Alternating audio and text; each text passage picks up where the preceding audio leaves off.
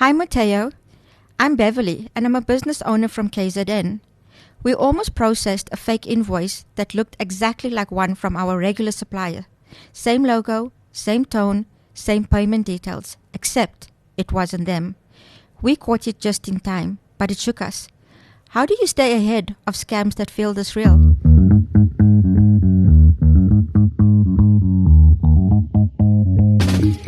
Welcome to Everything Counts, the podcast where we get real about money, how to manage it, protect it, and make it work harder for you and your business.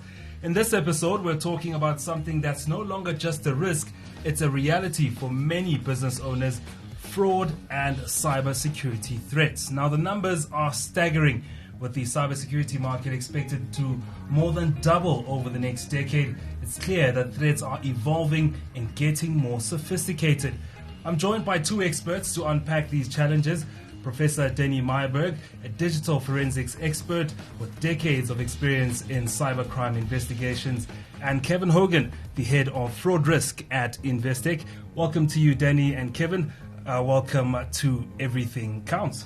Thank you very much. I think let's start with the bigger picture, Danny. What are the most common cyber threats facing businesses today? We are seeing that globally the largest cybercrime is currently referred to as a business email compromise, or BEC. That in essence is where a threat actor is able to compromise your email account, normally not on your computer but your webmail account. They obtain your password through phishing or social engineering, where they contact you and get you to divulge that detail, and then followed by them logging into your mail, working through your mail, seeing what financial transactions you might be involved in. They are then able to insert them in that communication and instruct the paying part of that communication in terms of transferring the money into a new account.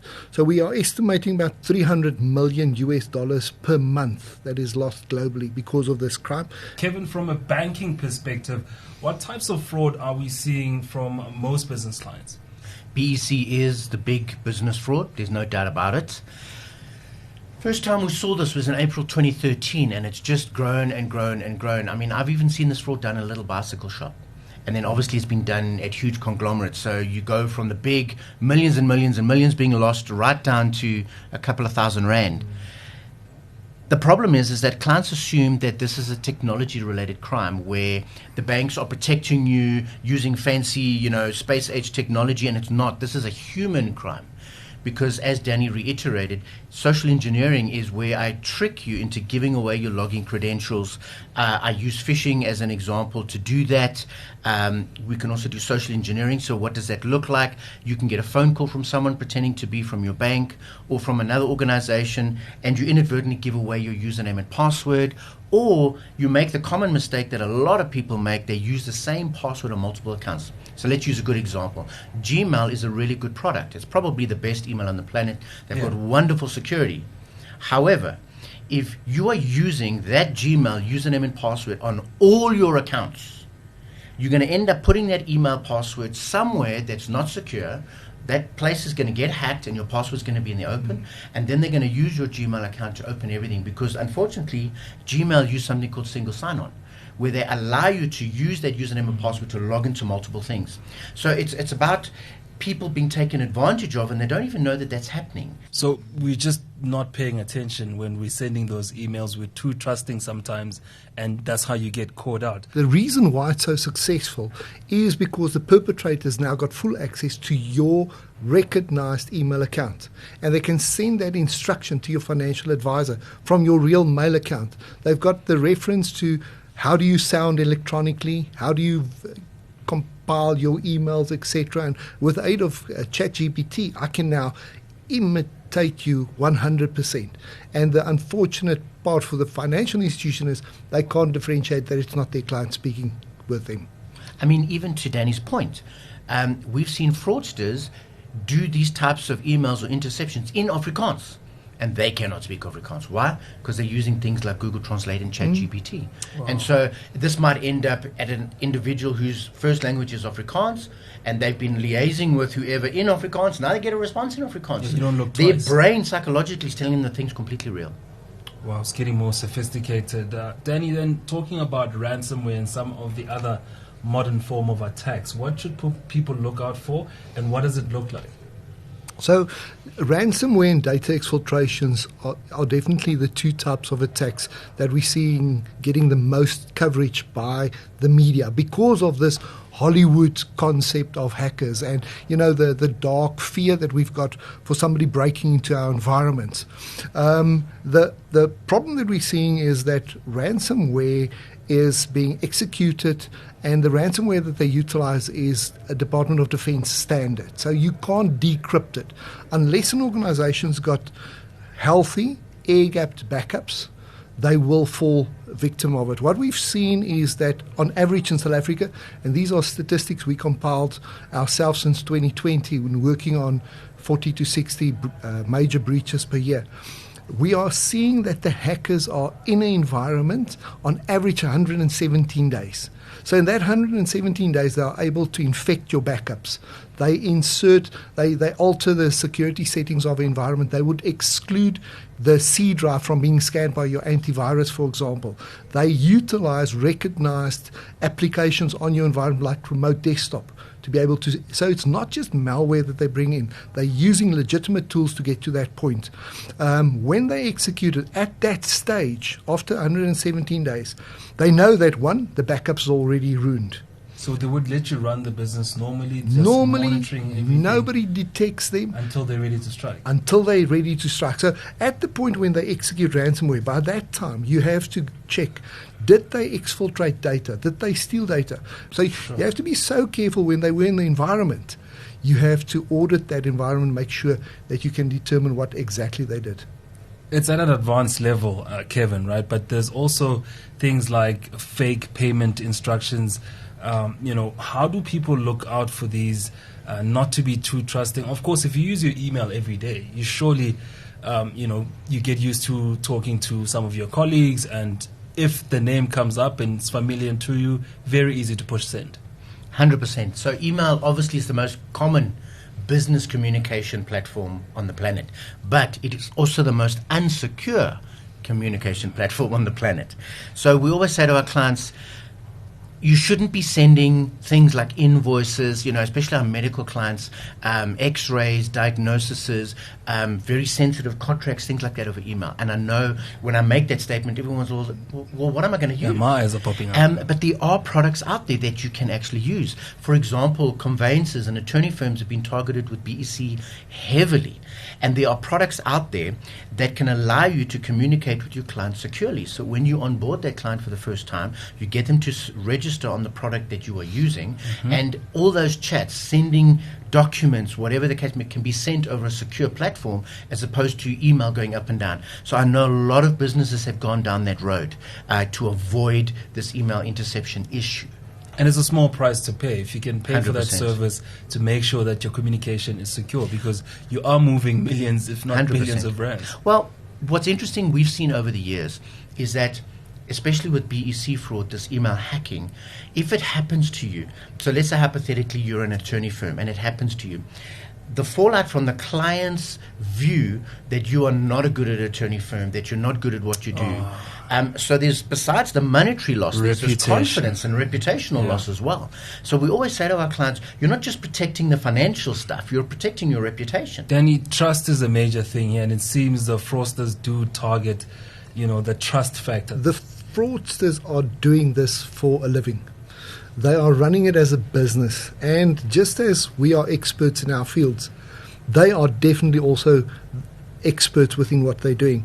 They know, if they use specific words, specific approaches, what works and what doesn't work, and they refine it. Kevin, tell us then about the email filter rules that can also be targeted by fraudsters to make sure that they take over either the invoices that your business is sending out or maybe even private communication. Well, All email accounts come with filter settings. So whether you've got Outlook 365, whether it's MWeb, whether it's AfriHost, it doesn't matter who you're using.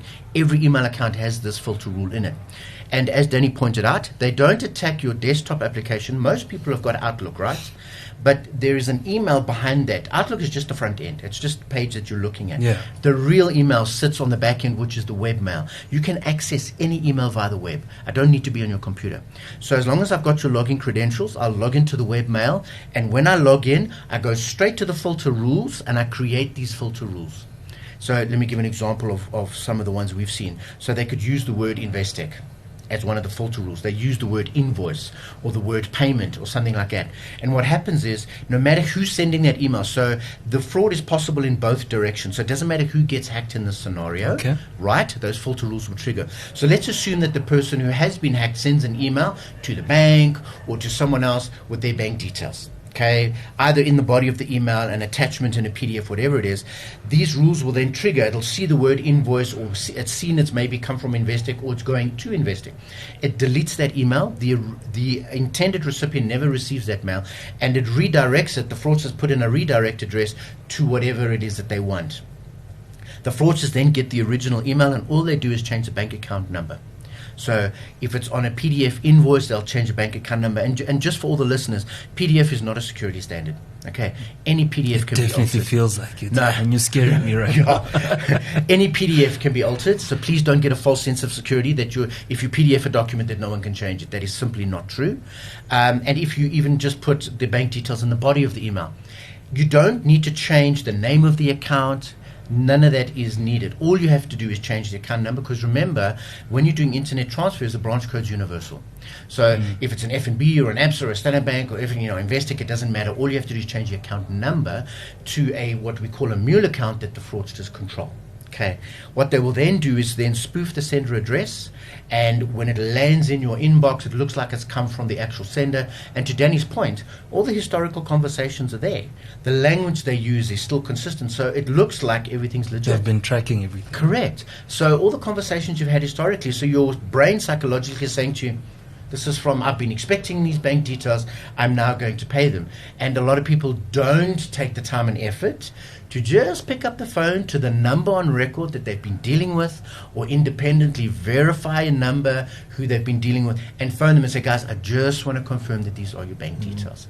If that's too much trouble for you, one of the easiest ways for you to do this is literally just WhatsApp the person you're dealing with and say, can you just confirm your bank details to me? Okay.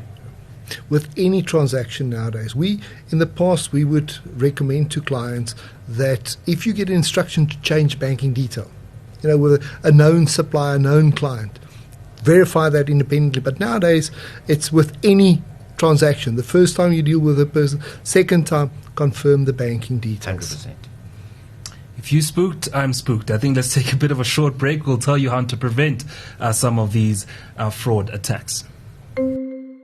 Do you ever feel overwhelmed by all the admin you need for your home, estate, and family? Between marriage certificates, passport copies, and trying to keep track of your latest will, it's a lot.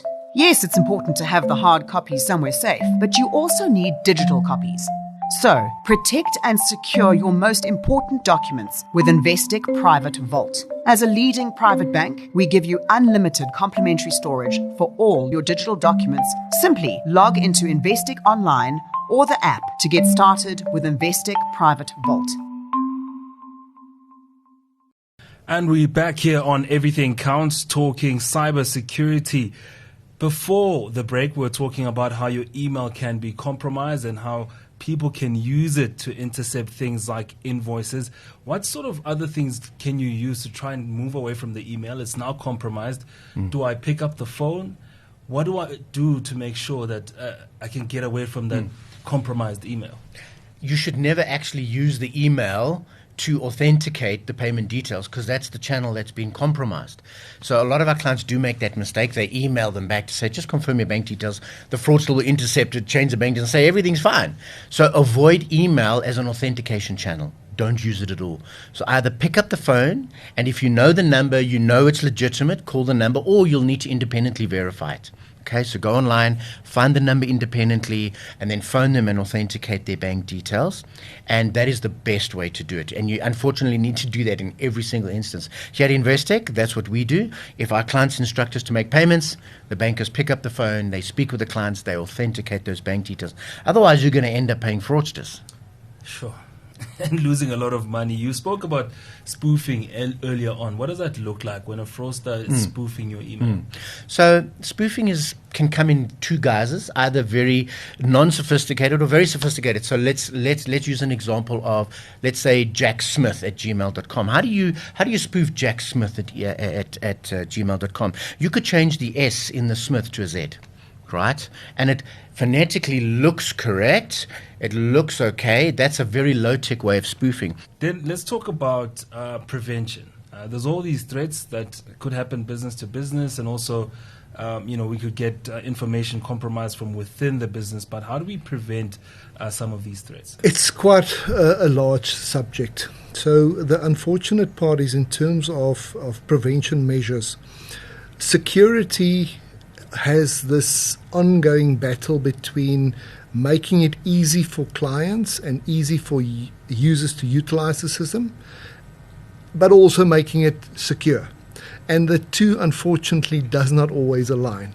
The more security that you implement, the less convenient it is to utilize. So, for example, if I require my personnel to do two-factor authentication on every sign-on, they have two actions to take every time. Just while we're on the subject, a small war story. We find very often that a company's got really good security, but because the executives or the management does not like that extra obligation, that extra effort, a lot of times the IT guys exclude them from the additional security mechanisms because you want to keep management happy. And that's where the criminal comes in, because they scan the environment, they see that, listen, here's outdated software or a weak password, etc. So the problem is that security is a full-time function, and that you have to look at your external environment, people coming from outside, but also you have to monitor what your personnel is doing. So there's many aspects in terms of that you have to address. You have to have firewalls, you have to have endpoint protection, you have to have backups, etc. What we've defined or what we've identified is the top areas where hackers are coming into the environment. So, for example, passwords. Weak passwords is a definite problem. Two-factor authentication that's not being used. Outdated software. Patch management. So that's where a supplier would release updates when they become aware of the fact that there's known vulnerabilities in their software. They release those patches so that user can update and block it. And we find that on average that in South Africa it is older than 8 months where a known vulnerability exists and where the IT department doesn't patch it. So those are just some of the simple areas where hackers are coming into the environment. So you shouldn't skip the training. That's definitely something that should be happening, as most of us, when you get the email from IT saying we've got training for cybersecurity, always update your password, but most of us never really pay attention to that. But it's very, very important for the business. But when you talk about strong passwords, how often should we be changing our passwords? So we're talking about the human firewall. That's the first and the last line of defense in an organization. There's a number of aspects that needs to be looked at passwords. The length, the complexity of it, not utilizing sequences. So I've got a sequence of January, I use the word January for a password. Then I go over to February, with a number or sequence. There shouldn't be any sequence. To give you a great example, even the sequence of your numbers on your keywords on your keyboard is known to the hackers. So, for example, you'll see that people are utilizing the first 3 letters down on the left-hand side, being QAZ, for example, and combined with PLK on the other side, for example. So those sequences are in dictionaries, and when we do a brute force attack, we test those sequences because people do form those habits. Lastly, also, you should never allow your personnel to reuse passwords. Resetting old accounts, we normally find that there's old redundant accounts still active on a system, and they are never upgraded the password. So you might have a person that's resigned in 2014. If that account's not deleted, nobody upgraded the password on it. So it's weak passwords that still adheres to 2014 security settings. So passwords and the human factor in those settings are really, really important. Kevin, on the banking side, let's talk about the banking tools that can be used to try and block or prevent some of these attacks. I think during the conversation, we've come to realize that the issue is actually, and Danny put it very eloquently, the human firewall. That's actually where it sits. So the technology with the bank is you've got to log in with a username and password. You've got to have 2FA to get in. But once you've passed those 2 steps, you can do pretty much whatever you want, right? So the fraudsters are not really attacking the banking infrastructure or your bank account. They're attacking you. And so the focus actually has to be on the human being, on the client themselves. So let me give you practical examples of what Danny just mentioned. We've seen clients use their cell phone number as their password for online banking. We've seen clients use their registration number of their car as their password for online. And half the stuff can be found on social media. And to go back again to what Danny said, it's this dichotomy between convenience and security. And those two things can't live in the same room. If you have lots of convenience, it's very likely you're going to have very little security, and vice versa. And we're starting to see the pendulum swing towards security. And so you must have long passwords. And you're saying, well, Kevin, I can't remember passwords. Exactly. Most people can't even remember 5 cell phone numbers and who they belong to, because the cell phone just killed that part of our brain many, many years ago. So what we want to encourage you to do is invest in a password manager. As a client at Investec, we give all our staff password managers because we know that if staff don't manage their password well correctly, as Danny pointed out, that's going to be the point of entry. And it'll make it really convenient and really secure. You only need to remember one password for the rest of your life, and I think most people can pull that off, and that's for the password manager themselves. And use a long sentence. Like with me, for example, I have the greatest 13-year-old in the whole world. That whole sentence is the password. So that password length is really crucial. Just getting the basics right. So that's password length, and they must be unique for every single account. You cannot repeat them. And that's why the password manager plays such a huge role. The question I get often asked, Kevin, which one should we use? Just pick one of the top 5 on the App Store, but make sure it's a paid-for password manager. The free version is never going to give you what you're looking for. So if you stick to paid-for password managers, allow it to create long passwords for you, and activate 2-step verification on as many things as you possibly can, and make sure that you verify brand new bank accounts before you pay them. A lot of people think if I've got a 6-character password, it's going to be safe. Who will guess, I've got these 6 characters? How we run these type of brute force attacks. So brute force attacks where I'm guessing the password. Is it A? Is it B? Is it C? We do, with an average computer, 27,000 matches per minute. So I can test 27,000 words against your password per minute. And that's if we do it slow. So that's why it's important to also have stuff activated, like if there's 3 failed logon attempts, lock that account. But a lot of people forget their passwords, and they don't like that setting because it's additional problems for them. We see it as admin. So if I want to break your passwords, I go online, I do a little bit of research into you, I see what your email address is, I see what your interests are, I utilize those concepts and put it in a dictionary file. I go and buy additional databases that was breached, known vulnerabilities that was exploited previously. I buy that information, I put it in that file, and I start hitting your computer or your email account with it.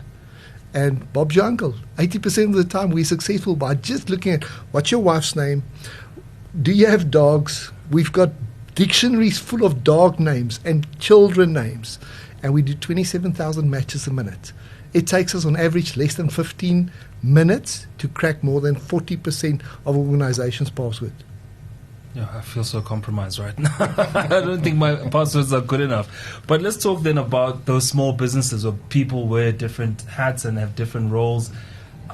How important is training in this aspect of the business? Because in larger corporations, they would invest in a department that handles the security. But in smaller businesses, you often find the loopholes very quickly. So, as we've mentioned, the human firewall is one of the most important aspects of your security approach.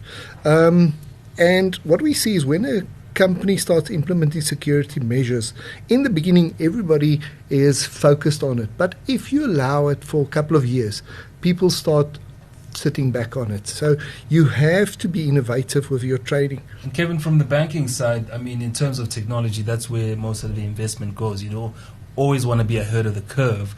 When it comes to things like AI and more modern advancement, what's the banking sector looking like? Sure. So I think the best example I can give you is we were one of the first banks to adopt voice authentication within our client support center. And it's a wonderful piece of technology. It works super well. But obviously with the advent of AI, synthetic voice, deep fake, the concern is, can someone record my voice and then use that to bypass the technology? And we had the same concern. And so we have done some investments, and we have technology within that environment that detects synthetic voice. So if it's a deepfake voice, someone's pretending to be you, we're obviously having to have invested in that technology to make sure we're speaking to a living, breathing human being. The same story, we have some technology with our bankers when they're onboarding clients for the first time. We do what we call a liveness test. It'll do a selfie of you, and it'll check that you're a living, breathing human being. And so those checks are starting to have to be implemented because of the advent of AI and deepfake. Because you don't know, am I dealing with a real human being or am I dealing with a fake, deepfake? I was saying to Danny the other day, I hope him and I are both retired before deepfake becomes mainstream and we can't pick it up anymore, because then we're going to be in really deep trouble. Sure. And so the world is evolving to find solutions to detect deepfake, to detect AI, to detect all these different things. So the evolution is changing. And as Danny pointed out, instead of you having a team of 20 guys that are needed to attack a large organization, you maybe need 2, because AI is doing all the heavy lifting for you. So the frequency and the speed of the attacks is increasing dramatically. We've seen, I think the industry as a whole has seen 200-400% increase in fraud in the last 3 years. And I think AI has a big part to play in it. Well, we've heard some really, really great insights. If you're a business owner, here's the bottom line. Now, fraud doesn't just happen to other people. It could happen to you too. And cyber criminals don't rest at all. Well, the good news is that you don't have to tackle this alone. Investec offers tools, insights, and people like the Global Client Support Center who can help you build banking security into your everyday operations. Thanks again to Professor Denny Myberg and Kevin Hogan, Investec Head of Fraud Risk, for their time, insights, and expertise. I know you guys spooked me as well, but I'll get my house in order and have possibly a longer password this time. Next time on Everything Counts, we shift the focus from businesses to individuals this time, exploring how everyday people are targeted by increasingly sophisticated cyber threats. From stolen phones to social engineering scams, we'll unpack what's at risk and how to stay protected. Don't miss it, because when it comes to fraud, everything counts. The views expressed are those of the contributors at the time of publication and do not necessarily represent the views of the firm and should not be taken as advice or recommendations. Investec Private Banking, a division of Investec Bank Limited, a registered credit provider committed to the Code of Banking Practice as regulated by the Ombudsman for Banking Services.